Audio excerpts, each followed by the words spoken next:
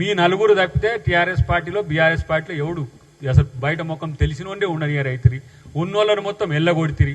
లాస్ట్కు మొన్న విజయశాంతి గారు కూడా పోయినట్టుంది, ఆమె మళ్ళీ కాంగ్రెస్ పార్టీకి వచ్చింది. నరేంద్ర గారు అయితే ఇట్లా ఎవరిని వరుస పెట్టి ఏ కరువు పెడితే రెండో నెంబర్ ఉన్న ఎవరు కూడా మీతో ఉండలేని స్థితికి ఇప్పుడు అదే రెండో నెంబర్కు పంచాయతీ వచ్చినట్టుంది. కొడుక, బిడ్డ, లేకపోతే అల్లుడా, ఈ రెండో నెంబర్ను మీరు రాజకీయంగా హననం చేసిండ్రో, హత్య చేసిండ్రో, అదే రెండో నెంబర్ బీఆర్ఎస్ పార్టీని ఇవాళ రాజకీయ హత్య చేయబోతున్నది. కాబట్టి ఇలా కనీసం ఒళ్ళు దగ్గర పెట్టుకోకపోతే ఓకే, నోరన్న దగ్గర పెట్టుకొని మాట్లాడాలి కదా. ముఖ్యమంత్రిని ఇష్టం వచ్చినట్టు మాట్లాడితే గతంలో ముఖ్యమంత్రిని బాగా ఇష్టం వచ్చినట్టు మాట్లాడినరు, అందుకని మేము ఇట్లా మాట్లాడుతున్నామని చెప్పి, మరి అట్లాంటప్పుడు ప్రజాప్రతినిధిగా రాజీనామా చేసి మాట్లాడండి, ఒక సామాన్యునిగా మాట్లాడండి. సభా హక్కులు వీళ్లకు వర్తించవా? సభా సాంప్రదాయాల్లో సభలో సభ్యుడు మాట్లాడే తీరులో ప్రాంతాల మధ్య విద్వేషాలు పెట్టే విధంగా ఉంటే ఎంపీలుగా ఉండే హక్కు వాళ్ళు ఎట్లా కలిగి ఉన్నారు, ఎమ్మెల్యేలుగా ఉండే హక్కు ఎట్లా ఉన్నారు? ఇవన్నీ జరుగుతుంటే ధృతరాష్ట్రం లెక్క ఇంట్లో కూర్చొని, నేను అనుకుంటున్నా ధృతరాష్ట్రం అనుకోని కేసీఆర్, ఇంట్లో పుల్లలు పెట్టి పేయించి నీ కొడుకును ఇవాళ తెలంగాణ సమాజం మీదకి ఒక వికృత రూపంగా పంపిస్తున్నావా? ఇదేనా నీ రాజనీతి? ఇదేనా నీ రాజకీయ సంస్కృతి? కేసీఆర్ ఏమన్నంటే ఇప్పుడు మేము మొన్న ఏదో ఏదో కేటీఆర్ అన్న రోజు ముసలోనికి ఏదో హాస్పిటల్ వాడి అని చెప్పి అంటే దాన్ని పెద్ద ట్రోల్ చేసిండ్రు. నిజంగా కూడా చేతనైతుందో చేతనైతుందో పక్కన పెట్టండి, కనీసం సానుభూతి చూపిస్తే కూడా మీకు సానుభూతి తీసుకునే పరిస్థితిలో లేరు. ఇంత అహంభావపూరితమైన, ఇంత ఫ్రస్ట్రేషన్తో, ఇంత సైకిక్ ఐడియాలజీతో ఉంటే మీరు ఈ రాష్ట్రానికి ఏం అవసరం? పాలించండి రా నాయన అంటే లక్షల కోట్లు దోచుకొని దొంగల్లాగా ఇంట్లో వండుకుంటుంది. ఇవాళ మళ్ళీ తెలంగాణ ప్రజలు మా వాళ్ళని వస్తుంటారు. తెలంగాణ ప్రజలు మిమ్మల్ని పాలించమంటే పోయి రాష్ట్రాలు దేశాలు పట్టుకొని తిరిగి మేమే ఈ జంక్చర్లో ఒక 17లో 12, 13 కొడితే క్రూషియల్ రోల్ మేమే ప్రధానమంత్రులమైతాం, ఉప ప్రధానులమైతాం, రాష్ట్రపతులైతాం, ఉపరాష్ట్రపతులైతాం అని చెప్పి ఇలా పాత ఇనుమ సామాన్లు అమ్మేటోళ్ళ కంటే ఎక్కువ తిరిగి మొత్తం అన్ని రాష్ట్రాలు. ఇక్కడ ప్రజల సంపదను ఎక్కడికో తరలించే ప్రయత్నం చేస్తుంది. దాదాపు 25 లక్షల కోట్ల రూపాయల బడ్జెట్ను ఇవాళ అది కాదని ఇంకా 8 లక్షల కోట్ల రూపాయలు వివిధ రూపాల్లో అప్పులు తీసుకొచ్చి రాష్ట్రాన్ని అప్పుల పాలు చేస్తే ఇవాళ గాడిన పడుతున్న ఆర్థిక వ్యవస్థ సక్కంగా ఉంటే ఇప్పుడు ప్రతిసారి మీకు దమ్ముంటే గిట్లాంటి సమస్యలు, ప్రజలు వస్తున్న సమస్యలు ఎవరు రారు, మిమ్మల్ని కలిస్తానికి రారు. మీరు అంతా కూడా ఏంది సెలబ్రిటీ పొలిటీషియన్స్ అయినరు మీరు. ఇలా ఈ రోజు టీఆర్ఎస్ భవన్ ఓపెన్ చేసి వాళ్ళు వీళ్ళు వస్తే మాట్లాడుతుండేమో వింటురేమో, కానీ ఈ 9 సంవత్సరాలు ఎక్కడ పోయినరు మీరు? ఇలా నేను అంటున్న ఒక మాట, మీకు ప్రజలతోనే పట్టి ఉంటే, ప్రజల సమస్యలే పట్టి ఉంటే మీకు ఈ దుర్గతి పట్టేది కూడా కాదు కదా. ఇలా ప్రతి సందర్భంలోనూ ప్రజల్ని మీరు అవమానపరిచిండ్రు. ఇప్పుడు ఆయన అంటాడు, కేటీఆర్ ఏమంటాడు, మీరు బిర్యానీ కొరకు ఆశపడ్డారని అంటారు. బిర్యానీ కాదురా బాబు, కనీసం ప్రజాస్వామ్యాన్ని కోరుకున్నారు. ప్రభుత్వం వచ్చిన మొదట్లో మమ్మల్ని కలిసిన చాలా మంది ఉద్యోగులు, చాలా మంది ప్రజలు ఏమన్నారు తెలుసా? అట్లీస్ట్ మేము వీ కెన్ బ్రీత్ సార్ అని, కనీసం ఇప్పుడు ఊపిరి తీసుకోగలుగుతున్నామని. మీ కాలంలో ఒక్కలను కూడా ఇలా మీకు అరెస్టులు అంటే భయం అవుతుంది ఎందుకు? అరెస్టులు అంటే, కేసులు అంటే పిచ్చిలేస్తుంది ఎందుకు? సిగ్గుండాలి కదా. ఎందుకు కోదండరామ్ను అరెస్ట్ చేసిండ్రో చెప్పండి, ఎందుకు మందకృష్ణ మాదిగని అరెస్ట్ చేసిండ్రో చెప్పండి, ఎందుకు రేవంత్ రెడ్డి గారిని అరెస్ట్ చేసిండ్రో మీ దగ్గర సరైన ఉందా? నేను మురళీ ముదిరాజ్ అనే తమ్ముడు చనిపోతే, శ్రీకాంతాచారి చనిపోయిన రోజు సింబాలిక్ గా చనిపోతే ఎవ్వరు కూడా క్యాంపస్కు పోవాలంటే పెద్ద నాయకులు భయపడుతున్న రోజుల్లో నేను క్యాంపస్ స్టూడెంట్, పిహెచ్డి స్టూడెంట్ని కాబట్టి అందరు పిల్లలు అడిగితే పోతే నా మీద 7 కేసులు పెట్టి జైల్లో పెట్టిండ్రు. ఎందుకు దయాకర్ను కేసు పెట్టినవు, లోపటేసినావు అని చెప్తే నీ దగ్గర సమాధానం లేదు. దాంట్లో 23 మంది కేసులో ఉంటే 3 అనేటోళ్ళు ఈ భూలోకం మీద లేరు.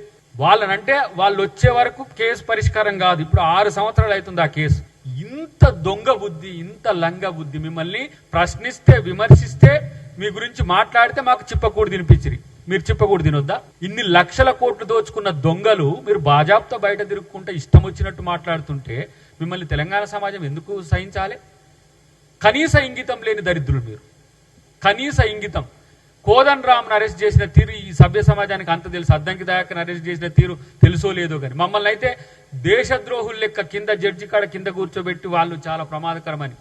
నేను ఆ రోజు పిల్లలు బాహుబలి అని చెప్పి, త్రిశూల వ్యూహం అని చెప్పి, రాళ్ళు ఒకవైపు, యాసిడ్స్ ఒకవైపు, దాడుల కోసం కర్రలు ఒకవైపు, ఈరోజు ఏదో తేల్చుకోవాలి, ఇలా మా పిల్లలు ఇట్లా చచ్చిపోతుందని చెప్పేసి వాళ్ళంటే వాళ్ళని సముదాయిస్తే ఆ రోజు డీసీపీ సత్యనారాయణ ఉండే మమ్మల్ని తీసుకుపోయి లోపల తాళం పెట్టి మీరు ఇప్పుడు వెళ్ళకండి సార్, ఇక్కడ పరిస్థితి బాగలేదని.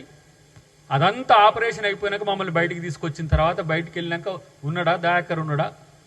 అప్పుడు ఒంటేరు ప్రతాప్ రెడ్డి కూడా ఉండే. పాపం ఒంటేరు ప్రతాప్ రెడ్డిని కొట్టిన తీరు చూస్తేనే నా జీవితంలో పోలీసు వాళ్ళు ఒకరిని కొడుతుంటే చూడలే, ఆయనను చూస్తుంటే ఆయన మొత్తుకుంటున్న తీరు. ఇప్పుడు ఆయన మీ పార్టీలోనే ఉన్నాడు, బెదిరించి తీసుకున్నారు ఆయన. మా మీద కేసులు పెట్టి ఇమ్మీడియట్గా రాత్రి తీసుకుపోయి జైల్లో పడేస్తారు. అంటే మీకు వ్యతిరేకంగా ఉంటే జైలు కూడు. ఏంటిది మా పీసీసీగా ఉన్నప్పుడు మా ముఖ్యమంత్రి గారు ఉన్నప్పుడు చేసింది ఏంటి? డ్రోన్స్ ఎగిరేసిండ్రు. మరి మీరు ఇలా ఎస్యూ దాని మీద కూడా డ్రోన్స్ ఎగిరేసిండు, ఏమన్నా తీసుకుపోయి అట్నే జైల్లో పెట్టినామా మేము? ఒక ఎంపీ పీసీసీ ప్రెసిడెంట్గా ఉంటే కనీసం స్పీకర్ పర్మిషన్ లేకుండా తీసుకుపోయి జైల్లో వేసి ఈరోజు ఏం చేసిరో తెలుసు. కాబట్టి మీకు చిప్పకూడంటే భయం ఉండొచ్చు కాక, ప్రజల కోసం మేము చిప్పకూడు తిన్నోళ్ళం రా బాబు. ప్రజల కోసం మేమేం నేరం చేయలే, మేమేం ఘోరం చేయలే. ఇలా మీరు ఇన్ని లక్షల కోట్ల రూపాయలు దిగమింగి సమాధానం చెప్పమంటే మీరు ఉపయోగించిన అధికారుల యొక్క అవినీతి చిట్టానే ఒక్కొక్కల దగ్గర 200 నుంచి 500 కోట్లు 1000 కోట్ల దాకా ఉన్నది. మరి మీరెంత తినొచ్చు ఉండొచ్చు? మీకేమైనా ప్రూఫ్ ఉందా? ఎట్లా అంటున్నారు? మీడియా వాళ్ళకి ఎట్లా తెలుసు? ఎవరు దీన్ని కథనాలు ఏమన్నారు, ఎవరు తమ్నేలు ఏమన్నారు? మరి మిమ్మల్ని ఎవరు ఏమన్నారు తమ్నేల్స్? మరి మీరేసింది కదా వెనకటికి. ప్రతి ఒక్కరి మీద నిందారోపణలు చేయడానికి ఇష్టం వచ్చినట్టుగా చేసినారు. మీ దాకా వచ్చే వరకు సమస్య అవుతున్నది. ఇప్పుడు ప్రాపగండాను బేస్ చేసుకొని పరిపాలించిన దరిద్ర ప్రభుత్వం అంటే అప్పుడు టీఆర్ఎస్/బీఆర్ఎస్ ప్రభుత్వం. ఇప్పటికి నేను టీఆర్ఎస్/బీఆర్ఎస్ ఎందుకంటున్నంటే వీళ్ళు ఎటుపోతారో తెలియదు. రేపు బీఆర్ఎస్ అని చెప్తారు, తెలంగాణ అంటారు. కాబట్టి ఈరోజు నేనంటున్నా, ఈ పార్టీకి ఈ రాష్ట్రంలో రాజకీయాలు చేసే నైతిక హక్కు లేదు. ప్రాంతాల మధ్యన విద్వేషాన్ని వెదజల్లుతూ ఇలా తెలంగాణ ప్రజలు, ఆంధ్ర ప్రజలు, తెలంగాణ నాయకత్వం, ఆంధ్ర నాయకత్వం చైతన్యవంతమై ఉండడం వల్ల సమస్య తీవ్రం కావట్లే.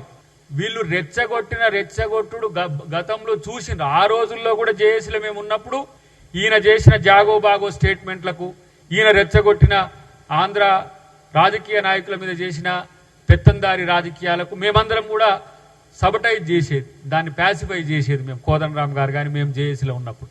కానీ ఇప్పుడు కూడా అది నడుస్తుందంటే నడవదు. నడిస్తే మీరు కూడా చూస్తూ ఇట్లా ఉండడం అంటే అది మీ ఇష్టం. ఎందుకు నేను కొంతమంది ఆంధ్ర మీడియా మిత్రులకు చెప్తున్నా, నేను ఇది పర్టికులర్గా చూస్తున్నా వాళ్ళను. ఎందుకంటే వాడు మాట్లాడే మాటల తీరులు మొత్తం కూడా మీరు డైరెక్ట్ లైవ్లు పెట్టి ఇష్టం వచ్చినట్టుగా, అంటే తెలంగాణ ఆంధ్రప్రదేశ్ కొట్లాడుకోవాలని ఆ సెక్షన్ ఆఫ్ మీడియా కోరుకుంటుందా? ఇతర మీడియా మీద జరుగుతున్నప్పుడు అందరు మీడియా మీరంతా మూకుమ్మడిగా ఎందుకు మీరు సహకరించుకోవట్లేరు? మేము మాట్లాడితే మేము ఆంధ్ర పక్షపాతులు అన్నమాట. కాంగ్రెస్ వాళ్ళు ఆంధ్ర పక్షపాత మీడియాకి చేస్తారని. Media is media, but ever అది హిందీ మీడియా కావచ్చు, ఇంగ్లీష్ మీడియా కావచ్చు, ఉర్దూ మీడియా కావచ్చు, ఆంధ్ర మూలాలు ఉన్న మీడియా కావచ్చు, తెలంగాణ మూలాలు ఉన్న మీడియా కావచ్చు, అది ఇండియా మీడియా. వాడుకుంటేప్పుడు మాత్రం అంత కావాలి. టీఆర్ఎస్ వాళ్ళకు పీటీఐలు, ఏఎన్ఐలు, సిఎన్ఎన్లు అన్నీ కావాలి. ఇక్కడ టీవీ9, ఎన్టీవీ, టీవీ5 ఇట్లా అన్నీ కావాలి. మళ్ళీ ఏమన్నా అనేసరికి వాళ్ళు ఆంధ్ర మీడియా అని చెప్పుడు. ఇట్లాంటి విని తెలంగాణ ఆంధ్ర ప్రజలకు విసిగిపోయింది. వీలైతే ఆంధ్ర తెలంగాణ జల వివాదాల మధ్యన శాశ్వత పరిష్కారం కొరకు మీ దగ్గర ఏమైనా ప్రపోజల్స్ ఉంటే పెట్టండి. ఆ తెలివి సోయి ఉన్నోడు కూడా ఎవరు లేడని నేను అనుకుంటున్నా. మిడిమిడి జ్ఞానంతో ఇలా కాళేశ్వరాన్ని కట్టి, నేను మొన్న ధర్మపురి ఇటు కరీంనగర్ పోయినప్పుడు అవన్నీ చూసుకుంటూ వచ్చిన మిడిమిడి జ్ఞానంతో. అందుకనే అక్కడ కూడా చెప్పినాం, గాడిద చేసే పని గాడిదే చేయాలి, కుక్క చేసే పని కుక్కే చేయాలి. గాడిద చేసిన పని నేనే చేస్తా, కుక్క చేసిన పని నేనే చేస్తా అంటే అది సమస్య వేరుంటది. నువ్వు ఇంజనీర్వే కాదు, నీకు ఎక్స్పర్టే కాదు, ఏది కాదు, నా బ్రెయిన్ రక్తం పెట్టినా అంటే ఇప్పుడు నాకు తెలియదు అంటే ఎవడు? నేను అంటున్న ఒక మాట, ఇప్పుడు ఇవాళ చినాబ్ నది మీద ఒక రైల్వే డ్యామ్ కడితే ప్రపంచం మొత్తం ఒక ఆడబిడ్డ మీద గురించి చెప్పుకుంటుంది మాధవిలత అని. ఇలా కాళేశ్వరం కట్టినోడు ఎవడో ఒక్కళ్ళని చెప్పమనండి. డిజైన్ చేసింది నేనని చెప్పుకుంటాడు ఒక్కళ్ళేడు. ఇప్పుడు మాకేం తెలియదని ఇంజనీర్లు అంటున్నారు, ఈఎన్సీలు అంటున్నారు. అసలు ఈ ప్రతి ఒక్కరు మాకు సంబంధం లేదు సార్, చేయమంటే చేసిన. మరి ఎవరు చేయమంటే చేసినామంటే వేళ్ళని అటువైపు చూపితే మాకు సంబంధం లేదు. ఏ పని సక్రంగా చేసిరో చెప్పమనండి. ఏ పని, ఒక్క పని. ఇలా సన్న బియ్యం ఇస్తుంటే ప్రజలు కళ్ళల్లో నీళ్లు తీస్తున్నారు. ఇన్ని రోజులకు మేము అందరితో సమంగా మేము సన్న బియ్యం తింటున్నామని. రేషన్ కార్డులు ఇవ్వని, కనీసం రేషన్ కార్డులు ఇవ్వడానికి కూడా మొన్న ఆయన ఎవరు జగదీష్ రెడ్డి అంటుడు, రేషన్ కార్డులు ఇచ్చే కార్డునే మాకు పంచాయతీ. రేషన్ షీట్లు రా బాబు మీరు ఇచ్చింది, షీట్లు సింపుకొని షీట్లు ఇచ్చిండ్రు. ఇలా అన్ని రకాలుగా ఏ విధంగా సమగ్రంగా అందరికి ఉపయోగపడే విధంగా రేషన్ కార్డులు ఇస్తున్నాం.